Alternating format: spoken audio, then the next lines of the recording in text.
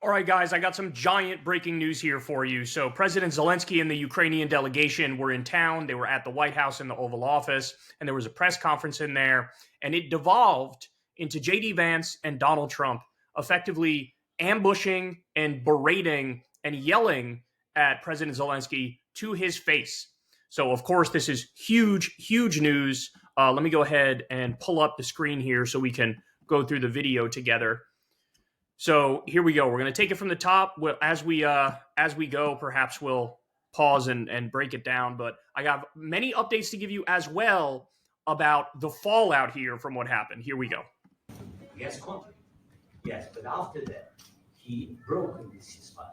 He killed our people, and he didn't exchange prisoners. We signed the exchange of prisoners, but he didn't do it.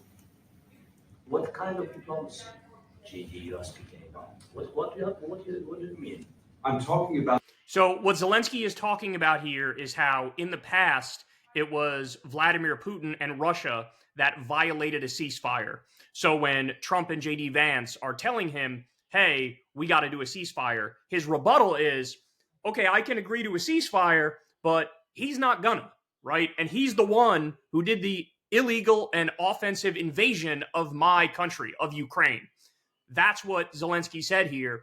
And that led to J.D. Vance flipping out, ambushing and berating him, and Donald Trump gets in on that as well. Here we go. The kind of diplomacy that's going to end the destruction of your country. Yes, but if you Mr.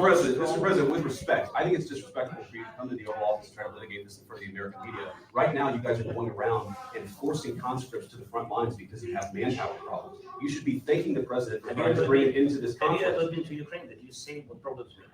I have been to. I've actually watched and seen the stories, and I know what happens is you bring them on a propaganda tour, Mr. President.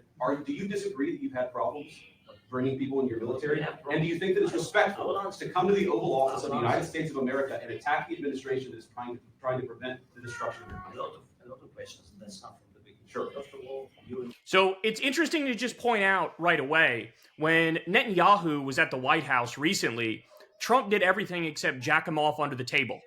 He pulled out the chair for him. He was very meek. He was very nebbish. He was very servile to Benjamin Netanyahu.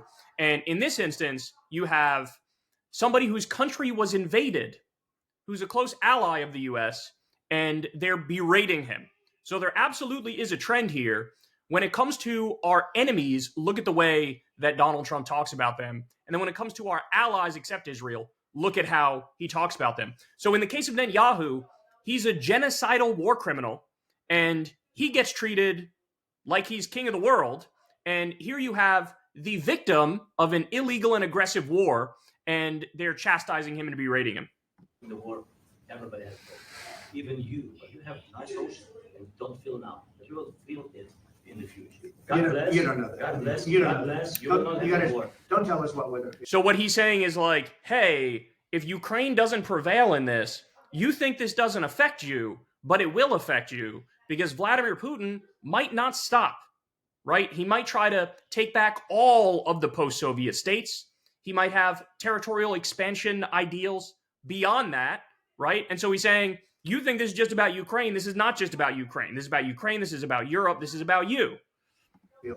We're trying to solve a problem. Don't tell us what we're going to feel. I'm not telling you. Because you're in no position to dictate that. That's exactly what Remember, you're doing. you're in no position to dictate what we're going to feel. We're going to feel very good. We're going to feel very good and very. So again, I want you to take note as we keep going along here. J.D. Vance was the first one to raise his voice and start yelling. Here, Donald Trump jumps in. He starts yelling as well. My theory on this is that I think they planned this beforehand. I think they said going into it, let's ambush this guy. Let's yell at him. Let's humiliate him. Let's embarrass him. And one of the many reasons they would do such a thing is because, I don't know if you saw, but with the whole fake Epstein files release fiasco, they're kind of in hot water now. Even many MAGA supporters and MAGA media folks have turned on the Trump administration over the fact that they released fake Epstein files. Gee, I wonder why. Basically what they did is took a list which came out in Gawker about a decade ago, right? Epstein's black book or address book or whatever you want to call it. That was released like a decade ago. They took that, redacted more parts of it, and then released it and pretended like they were giving everybody the straight dope on Epstein. Like they were giving everybody the real truth on Epstein, and everybody's onto it. Guys, the reason why they're not releasing the Epstein files, we've been through this a million times. Donald Trump was best friends with Jeffrey Epstein for a decade. That's according to Jeffrey Epstein, right out of his own mouth. We have him on audio tape talking about it. There's tremendous dirt on Trump. Also, there's tremendous evidence that Epstein was Mossad, right? So are they gonna release that? Are they gonna release the information pointing that out? That actually this is Israel and they've been spying on American politicians and powerful people for all this time and they got a lot of dirt on us, et cetera, et cetera. Of course they're not going to release that. Of course he's not going to release files that implicate him. So they tried to pull the wool over everybody's eyes. It didn't work. And now here we are the next day and you have all this going on, which appears to be incredibly planned. Strong. You're right now not in a very good position. You've allowed yourself to be in a very bad position, and he happens to be right about it.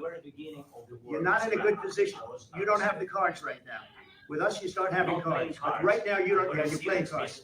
You're playing cards. You're gambling with the lives of millions of people. You're gambling with World War III. You're gambling with World War III. And what you're doing is very disrespectful to the country, this country. Guys, again, I want to reiterate this. He's the victim. Ukraine is the victim. It was Russia that did the illegal and offensive invasion. And he's berating him and chastising him like he's the aggressor. No, Putin was the aggressor, right? And by the same token, Netanyahu is the aggressor with his genocide in Gaza right now. And what does Trump do? Roll out the red carpet for all the aggressors and treats them like victims and treats the victims like aggressors. It's back to you. Far more than a lot of people said they should have. Have you said thank you once? This entire meeting? No, in this entire meeting, you said thank you. You went to Pennsylvania and campaigned for the opposition in October. Offer some words of appreciation for the United States of America and the president who's trying to save your country. Oh my God. So by the way, that's a lie. He didn't campaign for the Democrats. That's total nonsense. He said something that was like mildly critical of J.D. Vance, and he visited a weapons facility in like Pennsylvania or something, and they're spinning that as if he was campaigning for Kamala Harris or supporting Joe Biden. That's just a total lie, and that's what these people do. They lie.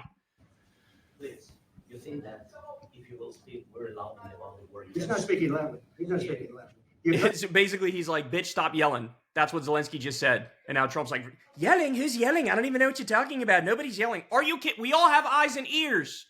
God, they're so shameless. He's in big trouble. Wait a minute. No, you've done a lot of talking. Your country is in big trouble. He said, you've done a lot of talking. Somebody should go back and actually count the amount of time J.D. Vance and Trump spent talking versus Zelensky. I guarantee you that Zelensky talked way, way less. No. You're not winning. You're not winning this.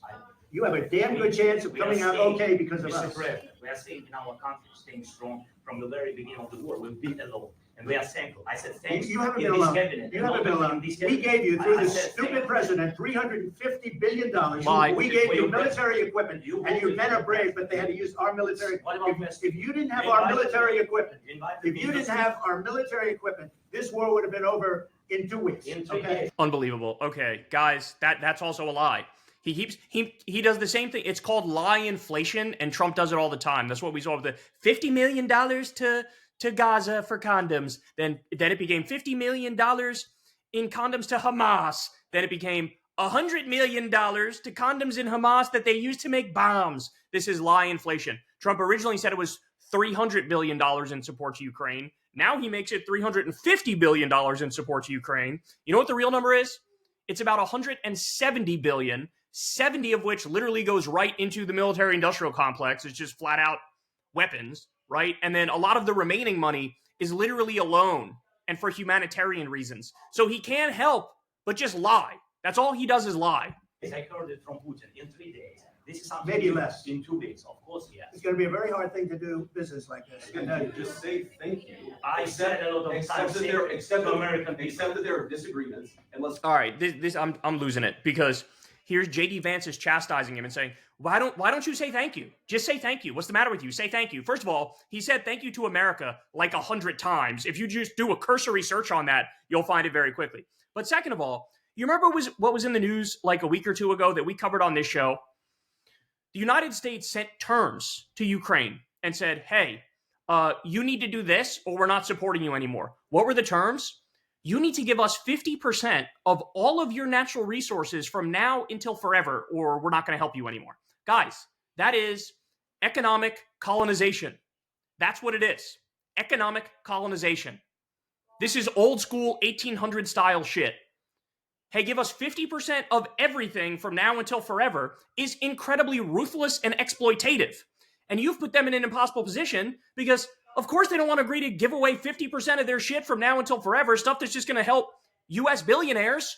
But it's either do that or the other warmonger imperialist who's trying to illegally take over Ukraine, Vladimir Putin, or he might end up winning. So he's stuck between two imperial powers. And here's JD Vance going, why don't you say thank you? Just say thank you that we're trying to rob you blind, that we're trying to make you a colony, that we're trying to make you a vassal state. Just say thank you. Go litigate those disagreements rather than trying to fight it out in the American media when you're wrong. We know that you're wrong. But you see, I think it's good for the American people to see what's going on. I think it's very important. That's why I kept this going so long. You have to be thankful. You don't have the cards. You're buried there. Your people are dying. You're running low on soldiers. Listen, you're running low on soldiers. It would be a damn good thing. And then you tell us, I don't want a ceasefire. I don't want a ceasefire. I want to go and I want this. Look, if you could get a ceasefire right now, I tell you, you take it so the bullets stop flying and your men stop getting killed. Again, what good is a ceasefire if Vladimir Putin doesn't abide by it and Russia doesn't abide by it? Then Ukraine stops shooting and Russia keeps shooting. Then what's the point of a ceasefire? And that's his point, is that they're going to keep shooting. So you're telling me to stop shooting, but they're going to keep shooting. That's the point. Again, he's berating him like he's the aggressor. He's not the aggressor. I want to stop the war. But you're saying you don't want a ceasefire? I want a ceasefire because you'll get a ceasefire faster than an agreement. Ask our people about ceasefire. What they think. That wasn't with me. That wasn't with me. That was with a guy named Biden who was not a smart person. That was with Obama. Excuse me. That was with Obama, who gave you sheets and I gave you javelins. Yes. I gave you the javelins to take out all those tanks. Obama gave you sheets. In fact, the statement is Obama gave sheets and Trump gave javelins. You got to be more thankful because let me tell you, you don't have the cards. With us, you have the cards. But without us, you don't have any cards. So the whole reason that Zelensky is here anyway is because they agreed to some terms. We don't know what the specifics are anymore. We know the original terms were give us 50% of all of your natural resources from now until forever. Those were the original terms. I can't imagine there's any way that he would agree to that and Ukraine would agree to that. So there was some sort of negotiation that went on behind the scenes, and who knows what the final result is. Is the U.S. taking 40% of all of Ukraine's natural resources from now until forever? Are we doing colonialism, but getting a slight smaller percentage? Is that what the deal is? Are we getting 30% of their natural resources? We don't know what the specifics are. But he's here to basically sign some sort of deal to keep this thing moving, right? And here's JD Vance and Donald Trump absolutely berating him to his face. So, I mean, what a horrible scenario to be in if you're Ukraine, if you're Zelensky, because again, you're caught between a rock and a hard place. You have Vladimir Putin who's trying to effectively steal your entire country and make it no longer exist, right? Somebody's waging war on you. It's existential for the people of Ukraine. And then on the other hand, you have this guy who's a thug, gangster, mafia boss who's demanding, give us 50% of everything you have from now until forever, and then maybe we'll continue to help you in that scenario, right?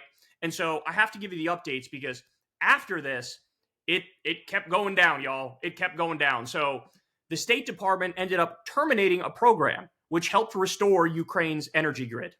We also have Dmitry Medvedev, a top Russian official. He came out and praised Trump after this meeting. The White House released their version of this video that you're seeing here, and they edited out part of it where Zelensky disagreed with Trump. When Trump said that America has helped you guys more than Europe, Zelensky was like, nah, not really, right? And they edited that out of the final version that the White House posted. Also, now there's some talk of Trump is considering cutting off all support to Ukraine. Again, I don't think that is actually going to happen because it looks like Ukraine and Zelensky agreed to some semblance of allowing the U.S. to colonize the country and make it like a vassal state, right? So I doubt that's going to happen, but that's what the reporting is. And then finally, and this is the big whammy, y'all, Zelensky and the Ukrainian delegation were effectively kicked out of the White House after this. They were kicked out of the White House. So after this meeting, it was supposed to be, they all go have lunch and they keep talking. Well, the food was ready and waiting for them. It was on the carts, according to the reporting. But J.D. Vance and Donald Trump pulled the plug on that. And then the Ukrainian delegation and Zelensky had to leave. I mean, guys, this is a humiliating moment. I mean, look, what we're witnessing here is that with all of our allies except Benjamin Netanyahu and Israel, with all of our allies except Israel, he is spitting in their eye, slapping them in the face, slapping tariffs on them, disrespecting them. And with all of our enemies, it's quite the opposite. He always has positive things to say about our enemies. And so it is the true, utter destruction of the world order in a way we haven't witnessed in our lifetimes. There's no doubt about it. And the rise of China is inevitable. Chinese hegemony is coming, and I think it's coming relatively quickly, because what's going to happen is all of these countries are going to run into the loving and open arms of China because they see how incredibly unstable and petty and vindictive and transactional and stupid the United States of America is. And you're also going to see, Europe, for example, they're going to start acting very differently, right? They're probably going to attempt to fill the gap in world leadership that's left by the United States abdicating itself and disrespecting all of its allies. And so Europe is going to step up to one extent or another, but also China is the one that's positioned to really be the next global superpower. And it looks like Trump is making that happen faster than any of us ever thought possible, right? Because he's making everybody run into the loving arms of China. And again, this was a humiliating and an embarrassing moment. To have this world leader here, the head of a country that was illegally invaded, right? And to scream at him and yell at him and berate him and belittle him and demean him. It's disturbing, especially because, again, go roll the tape.